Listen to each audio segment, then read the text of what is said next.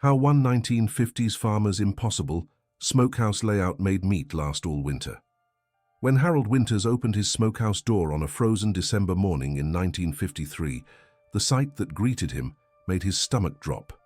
300 pounds of cured pork, representing months of back-breaking work and his family's entire winter protein supply, was ruined, or at least, that's what every farmer in rural Kentucky would have told him. The meat hanging nearest his fire pit had turned hard as boot leather. The pieces in the back corners showed fuzzy spots of mold creeping across their surfaces. And Harold knew that if he couldn't figure out what was going wrong, his wife and 5 hungry children would be eating nothing but beans and cornbread until spring planting season, 4 long months away.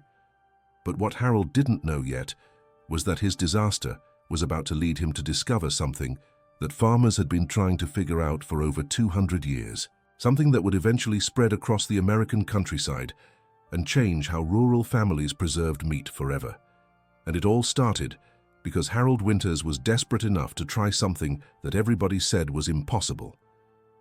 Let me take you back to understand why this mattered so much. In 1953, rural America was caught between 2 worlds. The old world, where your family's survival depended on skills passed down through generations, skills like knowing exactly when to butcher a hog and how to cure meat so it wouldn't kill you in February. And the new world, where electric lines were creeping across the countryside, bringing the promise of refrigerators and freezers that could store food without all that ancient knowledge. But here's the thing, most farm families were still living in that old world. Sure, some folks had electricity, but a freezer big enough to hold a winter's worth of meat? That was a luxury that cost more than most farmers made in half a year.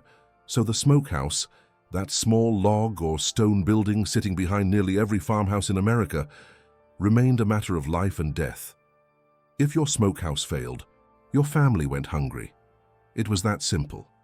Harold had learned the traditional way from his father, who learned it from his father, stretching back through generations to ancestors who brought the knowledge over from Europe.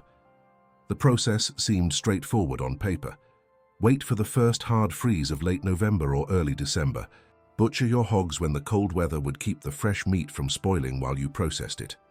Cut the carcass into hams, shoulders, bacon slabs, and trim for sausage. Then came the crucial part, the salt cure. You had 2 choices for curing. Dry cure meant rubbing every surface of the meat with coarse salt, packing it in layers with more salt between each piece, and waiting. 6 weeks minimum, sometimes 8. The salt drew moisture out of the meat, creating an environment so hostile that bacteria couldn't survive. Some farmers added a pinch of saltpeter, which kept the meat a nice red color instead of turning gray. The other option was brine, where you submerged the meat in barrels of concentrated salt water. Both methods worked, but both required patience and precision. Too little salt and your meat would rot. Too much and it would be so salty you couldn't eat it even after soaking it for days. After the curing period, you'd rinse the meat, let it drain, and move it to the smokehouse. This is where the magic was supposed to happen. You'd start a fire of hardwood, usually hickory, oak, or maple, and let it burn down to glowing coals.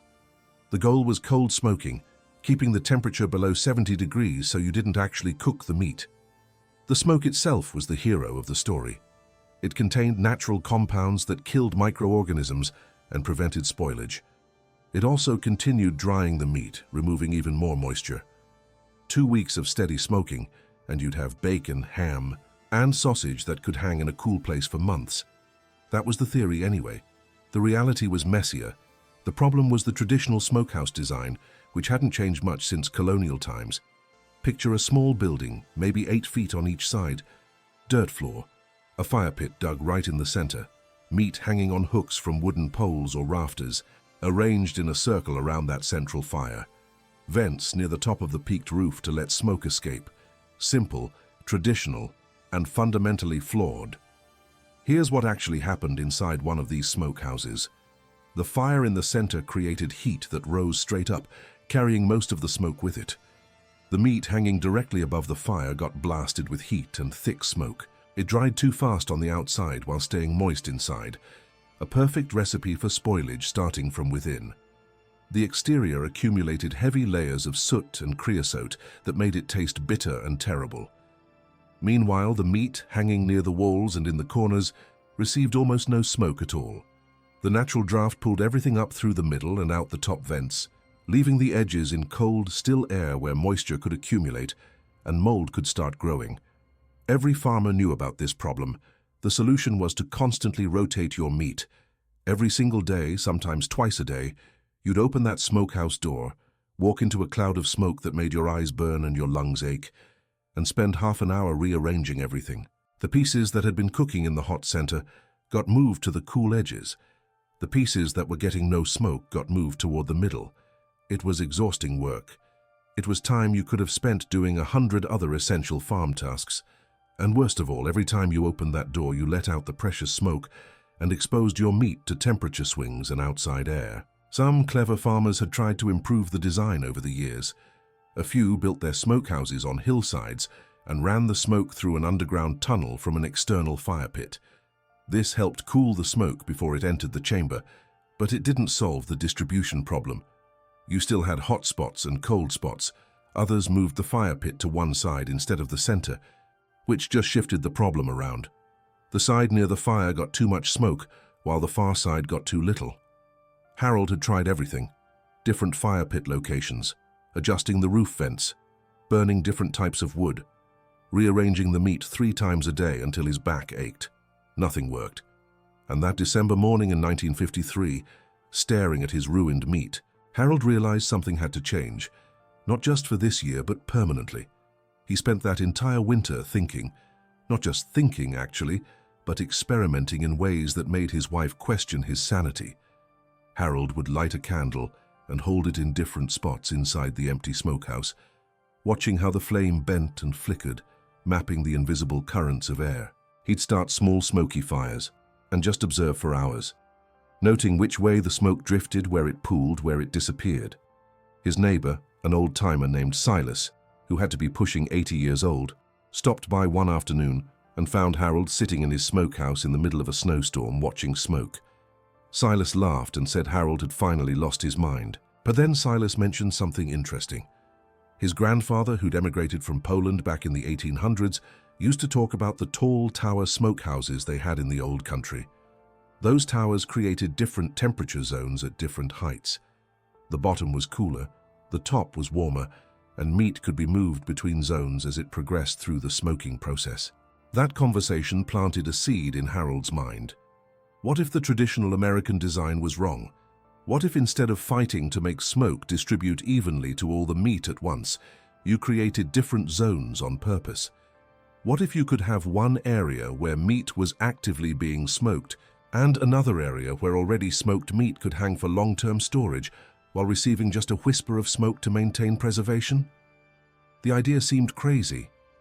Everyone knew you couldn't leave meat hanging in a smokehouse for months. You smoked it for 2 weeks and then you took it down. Leaving it longer was asking for disaster. But Harold had noticed something during his years of struggling. The pieces of meat that accidentally got left hanging longer, the ones that ended up in those cool back corners where they only caught occasional wisps of smoke, actually lasted longer and tasted better than the heavily smoked pieces. They were drier, more stable, and when you finally cooked them, they had a nice balanced smoke flavor instead of that overwhelming bitter taste. What if that accident was actually the solution? By the time spring arrived and Harold could start physical work, he had a complete plan drawn out on scraps of paper. His wife thought he was wasting time and money they couldn't afford to waste, but Harold was convinced. He was going to completely rebuild the interior of his smokehouse, and he was going to create something nobody in Kentucky had ever seen before. First, he moved his fire pit outside, not just to one side, but completely external to the building. He dug it into the hillside about 10 feet away from the smokehouse and roughly 12 inches below the floor level. Then came the clever part. Harold connected this external fire pit to the smokehouse through a metal pipe buried underground. As smoke traveled through that pipe, surrounded by cool earth, it would lose almost all its heat before entering the smoking chamber. True cold smoke, the kind you needed for proper preservation. Inside the smokehouse, Harold built a low wall that only came up about 4 feet high. This wall divided his space into 2 zones. The first zone, where the buried pipe brought smoke into the building, became his active smoking area. This is where freshly cured meat would hang for its initial 2 to 3 week smoking period, getting the full treatment of dense, fresh smoke. The second zone on the other side of that partial wall became his storage area. The genius was in how that partial wall worked. It didn't reach the ceiling, so smoke could flow over the top and into the storage zone. But the wall created a barrier that dramatically reduced smoke density on the storage side. Meat hanging there received only a thin, gentle, constant presence of smoke, just enough to maintain preservation without over-smoking. Harold also redesigned his ventilation. The active smoking zone had adjustable vents he could open or close to control draft. The storage zone had smaller, permanent vents positioned to create gentle, constant air movement. Nothing stagnant, but nothing harsh either. His neighbors thought he'd lost his mind. When word spread about what Harold was building, farmers stopped by to see the spectacle. They'd look at his external fire pit, his buried pipe, his partial internal wall, and they'd shake their heads. Old man Tucker, who'd been farming since before the First World War, told Harold flat out he was wasting his time. You couldn't leave meat hanging in a smokehouse for months. It would rot, it would mold, it would turn rancid. Every experienced farmer knew this. Harold didn't argue. He just kept building. The proof came that fall when Harold butchered his first hogs of the season. November brought the hard freezes that meant butchering time. Harold processed 2 hogs, cured the meat for 6 weeks in his usual salt brine, and then hung everything in his redesigned smokehouse's active zone. He started his fire in the external pit, feeding it chunks of hickory wood. The difference was immediate and dramatic. With no hot fire inside the building, the temperature stayed consistently cool. On even the coldest nights, the buried pipe delivered smoke that was barely warmer than the outside air. The smoke that entered was clean and dense, free of the ash and soot that plagued traditional designs, where fire and smoke mixed in the same space. After 2 weeks of steady smoking, Harold did something that made every visiting farmer gasp. Instead of taking the meat down, he moved it to the storage zone and hung a fresh batch of newly cured meat in the active zone. He was going to keep the first batch hanging indefinitely. The whispers started spreading through the community. Harold Winters had completely lost his senses. That meat was going to go bad. His family was going to get sick. Someone needed to talk sense into him. But weeks passed and nothing bad happened.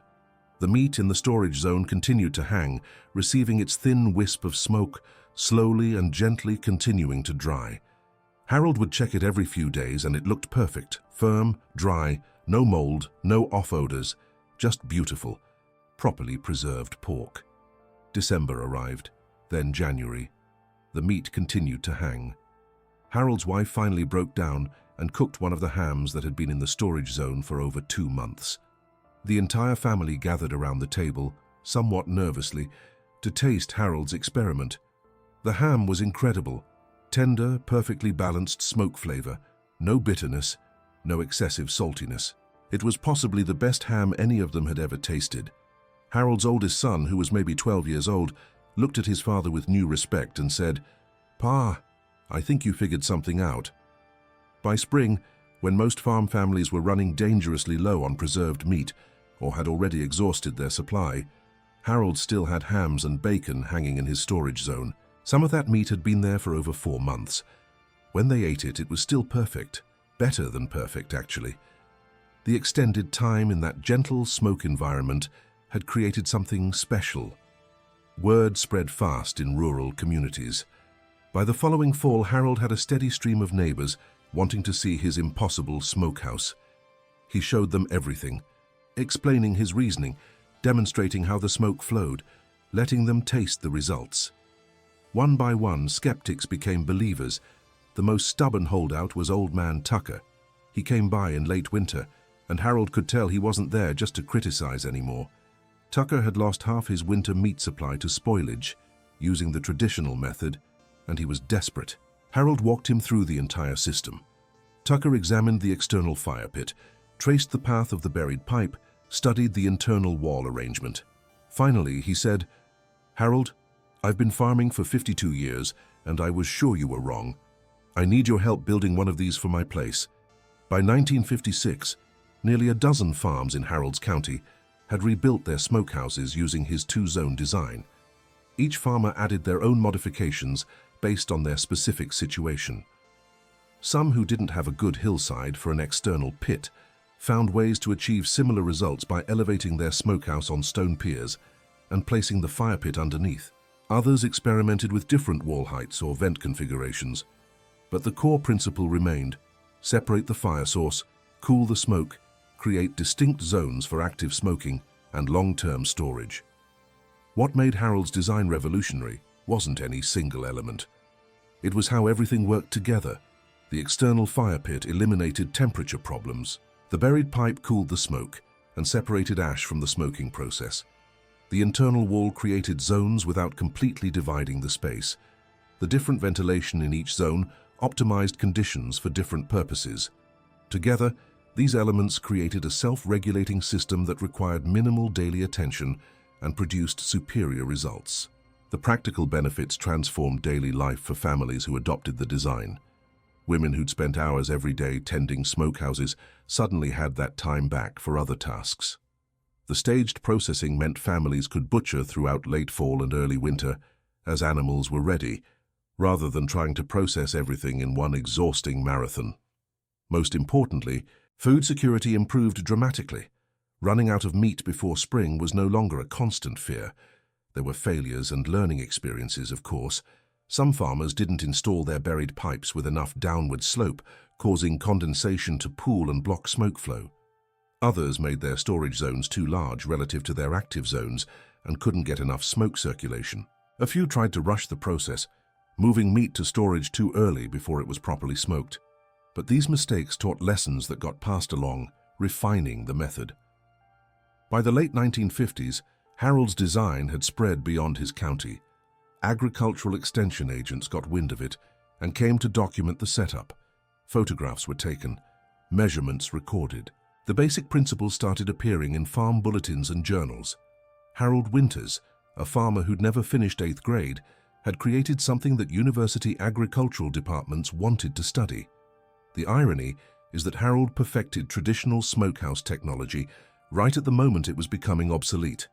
Even as his design spread, electric lines were reaching more farms every year.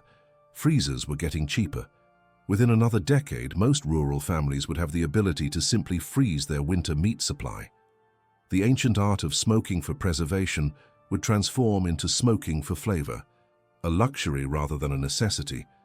But during that critical transitional period, Harold's innovation mattered enormously.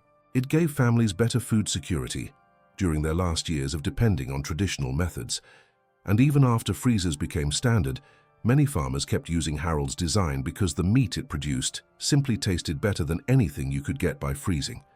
Today, there's been a revival of interest in traditional food preservation. Artisan meat producers, craft butchers, people passionate about connecting with old food ways, they've rediscovered these techniques. When they build smokehouses, they often reinvent designs remarkably similar to what Harold figured out in rural Kentucky 70 years ago. Some have probably even improved on his work, but Harold got there first, driven by necessity and powered by observation and experimentation. If you could go back and talk to Harold in his final years, before he passed away in 1978, and tell him his smokehouse design would be studied and admired decades later, he probably would have laughed. He never thought of himself as an innovator or inventor. He was just a farmer trying to keep his family fed. He saw a problem, thought about it carefully, tried something different, and it worked. That was all. But that's exactly what made Harold's achievement special. He proved that innovation doesn't require laboratories or advanced degrees.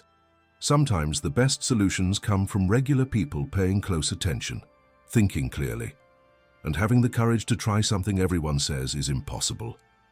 Harold challenged assumptions, trusted his observations over conventional wisdom, and created something genuinely better than what had existed before. The old two-zone smokehouse still stands on what used to be the Winters farm. The property changed hands years ago, and the smokehouse now stores garden tools and bags of chicken feed. But the design lives on in other places, preserved by people who understand that some knowledge is too valuable to lose. On small farms and homesteads across America, a few traditionalists still cure and smoke meat the old way, and some of them use principles Harold figured out when he was desperate enough to try the impossible. Next time you taste real smoked ham or bacon, the kind with that deep, complex flavor that comes from patience and skill rather than liquid smoke and artificial flavor, think about where that tradition comes from. Think about farmers like Harold, who spent cold mornings tending fires, experimenting with smoke and salt and thyme, passing along knowledge that connected generations. Their work enriched American food culture in ways we're only now beginning to fully appreciate again. Thank you so much for watching this video. If you enjoyed learning about Harold Winters and his revolutionary smokehouse design, please give this video a like and subscribe to our channel for more fascinating stories about forgotten farming wisdom and the ingenuity of rural America. Share this with anyone who loves food history, traditional skills, or stories about ordinary people doing extraordinary things. Your support helps us keep bringing these amazing stories to light. This video is inspired by real historical farming practices and documented preservation methods used by American farm families, particularly the two-zone smokehouse designs that emerged in the mid-20th century. The story represents composite experiences of multiple farmers during this era, rather than a single documented individual. This content is for educational and entertainment purposes only and is not intended to represent or offend any specific person or community.